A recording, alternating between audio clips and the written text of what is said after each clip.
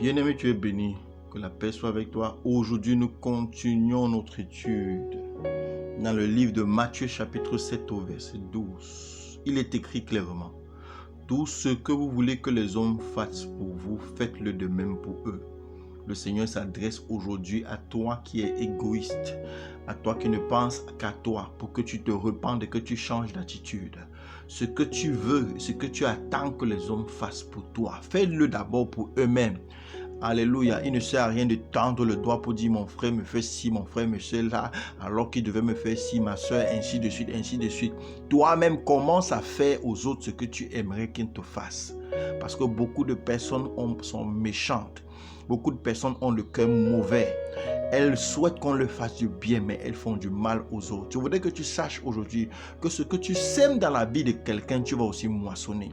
Ce que tu sèmes dans la vie de tes enfants comme acte de méchanceté, sache que tu vas le moissonner. Ce que tu sèmes dans la vie de tes frères, de tes soeurs, de tes collègues au lieu de service, ce que tu fais dans leur dos, tu vas le moissonner. Il n'y a rien de nouveau sous le soleil.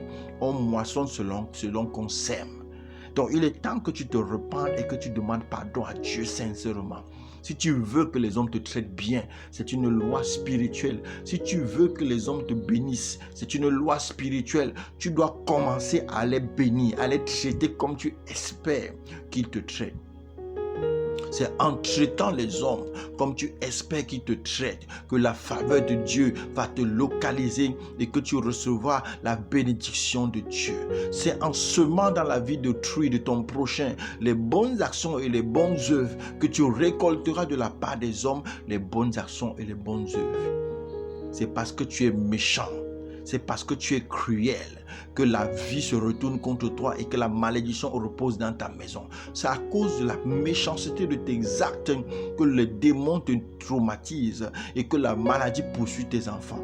À partir du moment où tu vas changer, commencer à semer les bonnes œuvres, les œuvres de bénédiction, de grâce, de faveur, de miséricorde dans la vie de tes proches, dans la vie de ceux qui sont autour de toi, c'est à partir de ce moment que Dieu également enverra les anges de Dieu pour favoriser ton chemin, et c'est comme ça que tu recevras la bénédiction.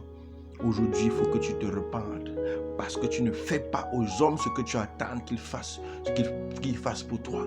Commence d'abord par faire ce que tu attends qu'on fasse pour toi, et ainsi tu recevras la même grâce et la même bénédiction et la même faveur. Que la paix soit avec toi. Si tu as retenu, commence à te repentir. Commence à demander pardon à Dieu.